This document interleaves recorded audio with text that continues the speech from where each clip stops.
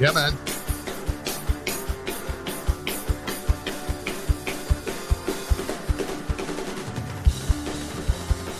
Woo, woo, woo, woo.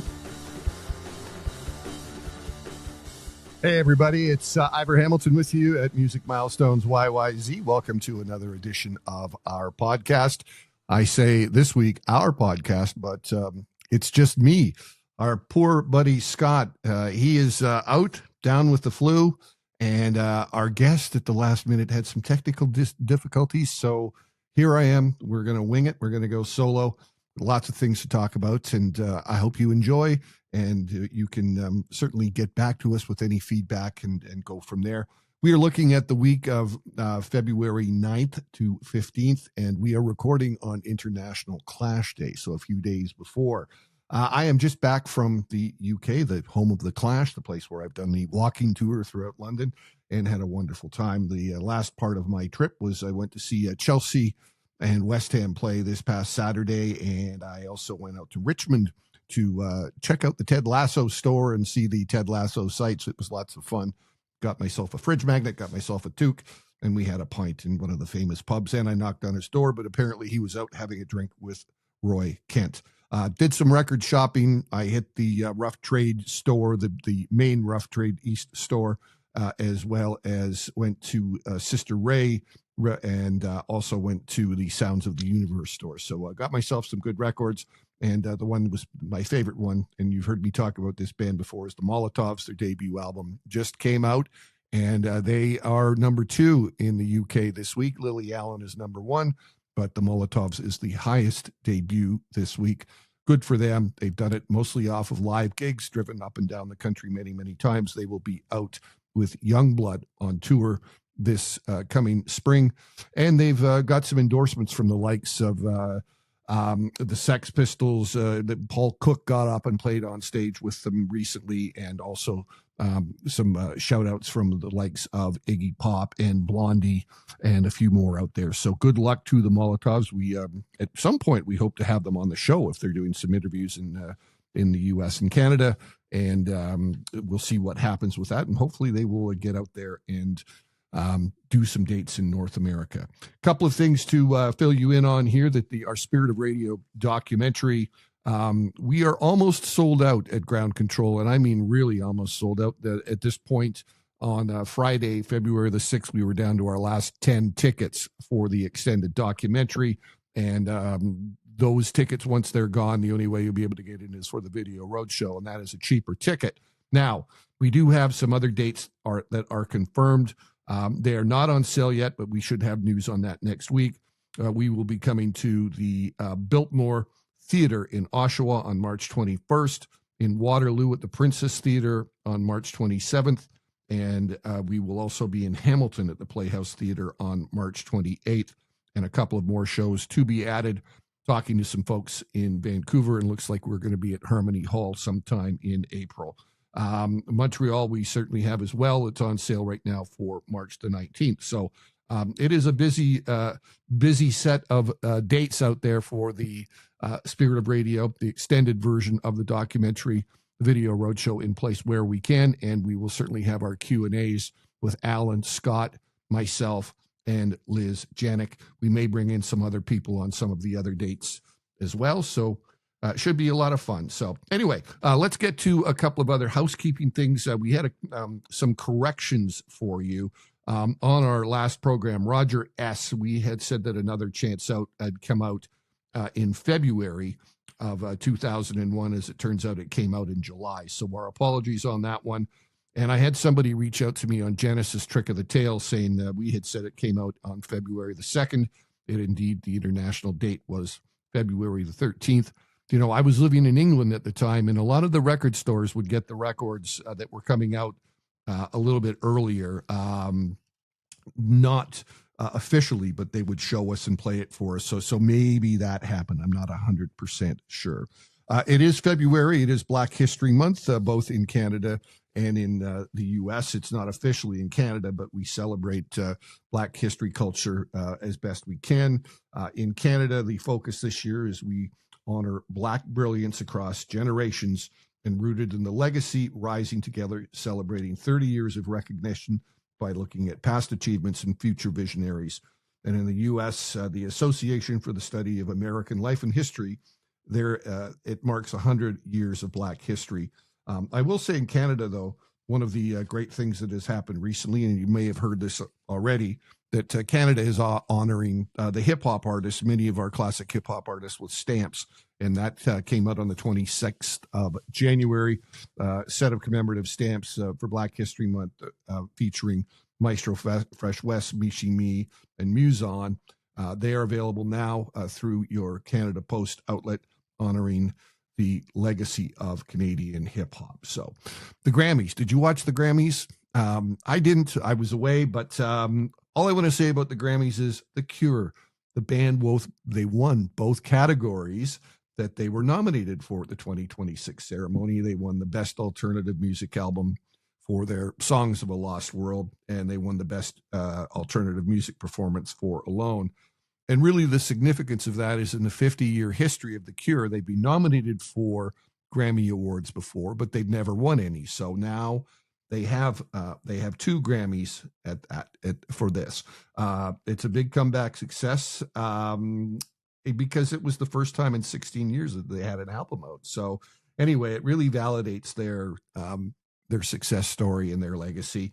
The only context to this is the fact that none of the members could attend the ceremony because they were at the funeral of their recently lost bandmate, Perry Belmonte, who died in December. So anyway, Record Store Day. Hey, Record Store Day is upon us. It takes place on April the 18th. And as always, there'll be plenty of great things happening on Record Store Day. And the record store, my update on that is the Record Store Day ambassador in Canada this year is Honeymoon Suite. We talked about Honeymoon Suite on the program last week, but here they are this week. They are the ambassadors, the Canadian ambassadors for Record Store Day for 2026.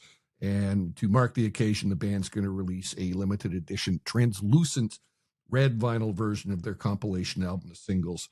And that is available at independent record stores on April the 18th. For the rest of Record Store Day, it's always a reason that I get out and buy records. I buy records all the time, but I do like to try and get out there on Record Store Day.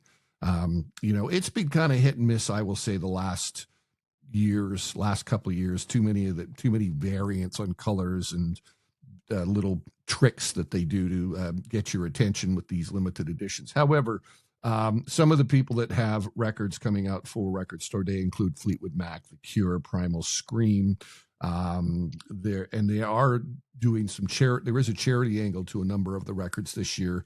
The partner is War Child this year. So CMAT will be putting something out. Airham, Olivia Dean, who was not the Brit who was nominated for a Grammy recently. So that and a number of other people. Wolf Alice has something special coming. And what we're going to do is we will post on our Music Milestones YYZ Facebook site and our other socials a list of what we know of that's coming out for Record Store Day for this year. So anyway, it's always exciting to do that. So let's dive into a couple of things here. We're going to go back to 45 years to 1981. And in Toronto concert history, it was on the 9th of February in 1981 that Elvis Costello and Squeeze played at Maple Leaf Gardens. I will tell you that Squeeze has a brand new record coming out. It's called Trixies. The interesting thing about this is that the fans told the band that they don't want another Squeeze album. What would another set of Squeeze songs mean to a lot of people? How can you come up with something that's more meaningful? Well, it turns out that Glenn Tilbrook and Chris Difford put together a record that was never recorded. They wrote an album. They put the music together 50 years ago. Actually, it was more than 50 years ago. It was 52 years ago in 1974. And now it's going to be coming out on the 6th of March. It's called Trixies. I've heard one song from it. It's very good. You can hear it on both of my radio programs. First of all, on nythespirit.com and on my program, The Teardown, as well. That's on BTPM, The Bridge. Both of the programs this week, I will be playing the new Squeeze single from that album, Trixies. So here we go to also on the 12th of February in 1981, Rush's Moving Pictures album came out. So they go 45 years ago for Moving Pictures, which is their best-selling record, and it was really a big breakthrough for them. Now, I will say that this record was conceived on Stony Lake. They got up there to sit down and go through the writing process, and Stony Lake is just northeast of Toronto, north in the Peterborough area, before they ended up going to go back to record the record. That is the record that features Tom Sawyer, Limelight, Red Barchetta, and the song that we take the name of this show for, YYZ. Came in at number 1 in Canada. It was 3 in the U.S. and ended up going 5 times platinum, the Moving Pictures. And it's these days, history says it's cited as one of the greatest rock albums of all time, considered to be the modern Rush sound that influenced countless other rock and metal bands. Also, we're going to stick in the 80s for now. On the 11th and 12th of February 1981 in Toronto, Roy Buchanan played at the El Macombo. He was a real staple of the El Macombo throughout the late 70s and into the early 80s, before he passed away at a young age, unfortunately. On the 14th, What You Did for Valentine's on February the 14th in 81, the very first hip-hop act called the Funky Four = 1. They did the song That's the Joint on Saturday Night Live, and the host that night was Debbie Harry, so that would have been fun. Also, at this point, to that first week in February of 1981, Billy Idol, he left Generation X, moved to New York City, left the punk scene behind so he could become a rock star in New York City in America. Now, also sticking with 1981, on the 13th of the month, Phil Collins, he brought out his Face Value record. Yes, of course, that's the one with In the Air Tonight, the one with the big drum solo on it. The I guess one of the most iconic drum solos or drum, passages of all time for In the Air Tonight. So it basically revolutionized drum production, and the album has influenced numerous artists over the years. And besides that, on the In the Air Tonight, it had I Missed Again and Leaving Me Is Easy, and went well beyond Genesis at that point. Now, for me, I liked it at the time, but got sick of it. It didn't take too long. I think I've told a couple of people, David Letterman said, is there enough Phil Collins on the radio? And that got to a point for me that I'd had enough of Phil Collins. I still like the guy today, and he's had some tough times with his health.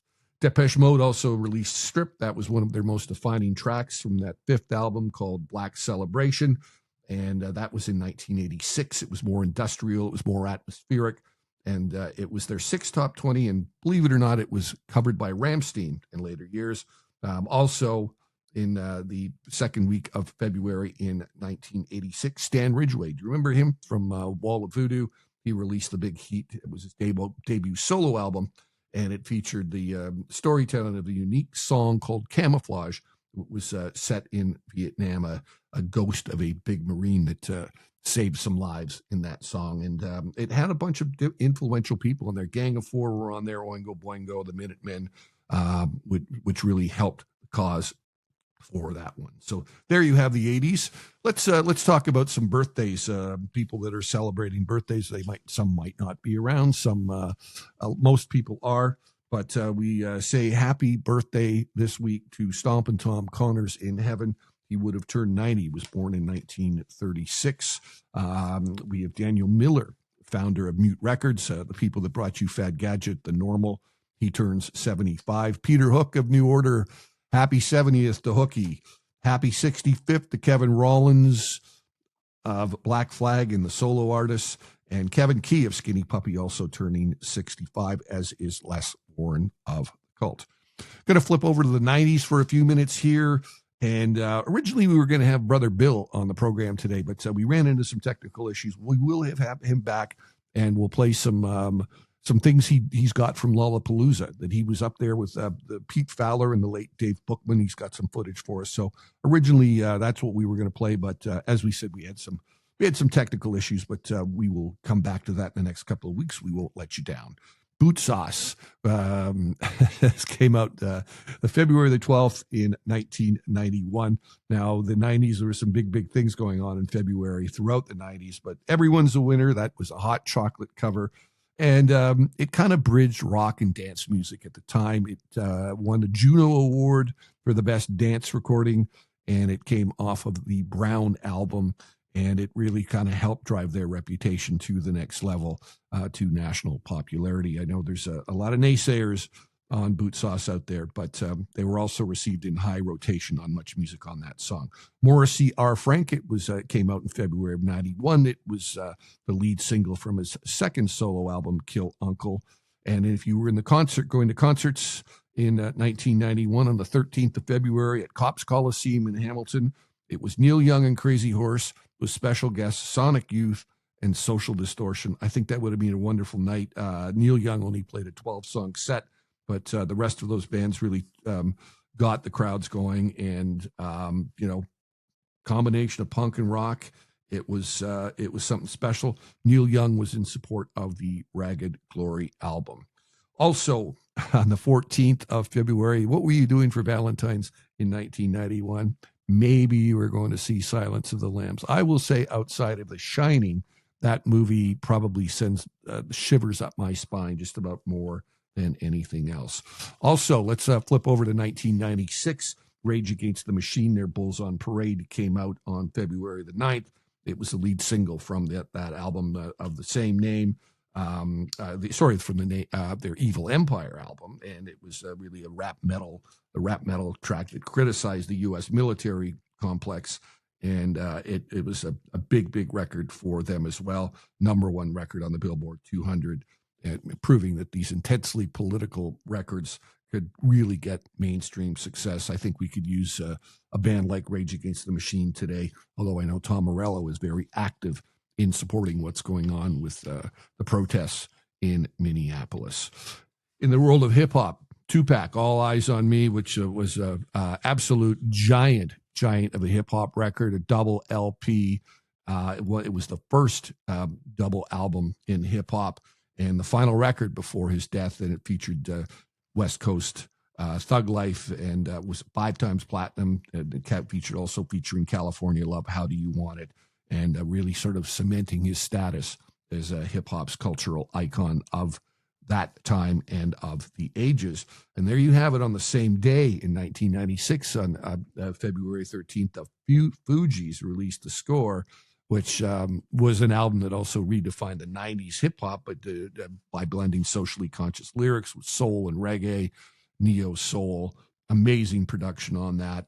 And it kind of moved away from the gangster rap that was really prominent at the time, and became the best-selling record of 1996. Went 6 times platinum in America, and it also broke out Lauryn Hill as a premier MC and vocalist. So there you go.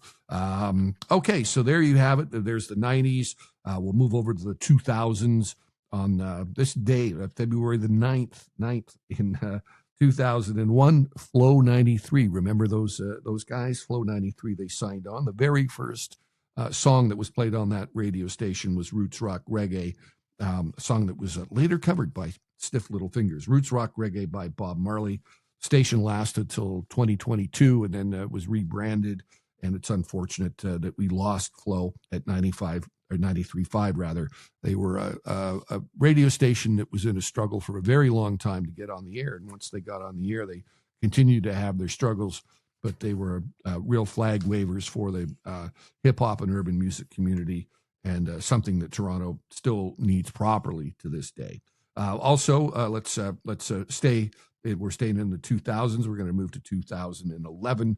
Strokes album, Under the Cover of Darkness, was the album, and single was released, and it was a bit of a comeback for them. They hadn't made a record in almost 5 years. The Deers, too, they had put out their new record called Degeneration Street, also on the 15th of February in 2011, and it reunited key members around founder Marie Lightbaum, and resulted in a album that was longlisted for the Polaris Music Prize. In the 1970s, we had Carly Simon. Her self-titled record came out on the 9th of February. It was produced by Eddie Kramer. It was a genre-defining record, and she really joined that 1970s emerging singer-songwriter movement. The album stood alongside the likes of Carole King and Joni Mitchell, really sort of helping to define that era's sound. And coming out on the same week, speaking of Carole King, the Tapestry record came out, and that was really the benchmark record. It was the best-selling record of 1971. It sold 25 million copies worldwide, 15 weeks at number one on the Billboard 200, and it held the record for a female artist for many decades. And it actually remained on the charts for 6 years. And it won 4 Grammy Awards, including Album of the Year, and It's Too Late winning Record of the Year. So it was quite the achievement. And I will say that that's one of those records that if you're looking at Desert Island Discs for something you want to have in your collection from 1971, that would definitely be among those ones to be a part of that. T-Rex was hot in 1971 as well. They released on the 12th of February, the Hot Love single, and that was a massive, massive commercial success in the UK. It was kind of the start of the glam era once that record hit number one. It was there for 6 weeks, and it also was the follow-up to Ride a White Swan, really established their signature glam rock sound. And anyway, it also was a big hit in Australia. It was a hit in New Zealand, and a minor hit in Canada. It featured the backing vocals of Flo and Eddie. So there you go. We'll move to 1976. If you were around at that point on the 12th and 13th of February, the great Canadian folk artist Bruce Cockburn playing 2 nights at Massey Hall. And on that same week, Kraftwerk released their Radioactivity album. And I kind of look back at that going, I don't know that album that well, but it was their kind of first fully electronic concept-driven album. And it sort of got into the minimalist synthetic soundscapes, which a ton of other bands, electronic bands in the 80s, copied in their sounds, very much an influence on the likes of Orchestral Maneuvers in the Dark and some of the early sounds of the Human League and some of those other bands that were coming up, Cabaret Voltaire at the same time. So there you have it on what was going on with them at the time. I will also mention too that 1970, the end of 75 was a night at the Opera for Queen, and that had come out the end of 1975. But in this week in 1976, Queen was playing in Detroit at the Masonic Auditorium because there was no Canadian dates on that tour. That was the closest we could get. Occasionally, we went to Detroit to see concerts. I've been down to a couple over the years to see people play. There was no Canadian dates until 1977, and they played at the Masonic Auditorium in Detroit at the capacity of only 4,600, and obviously much smaller than what you would get if you were playing a show in Toronto. So anyway, that was what happened with Queen. So I don't think there were a lot of Canadians who got down to that show, but that was as close as they got. There were absolutely no Canadian dates in support of a night of the Opera. And on Valentine's Day in 1976, was the U.S. release of Heart's Dreamboat Annie. It had come out in Canada in the fall of 75, and by April of 76, it hit the Billboard chart where it stayed for 100 weeks. In Canada, it's never been off the radio ever since because there was some oddities in the Canadian regulations for CanCon. I think because the record was recorded and produced by a Canadian, it qualified as Canadian content, even though the band was from Seattle. So there you go. We will say goodbye this week to Chuck Negron of Three Dog Night. He passed away a little while ago. This past week, he was 83 years old.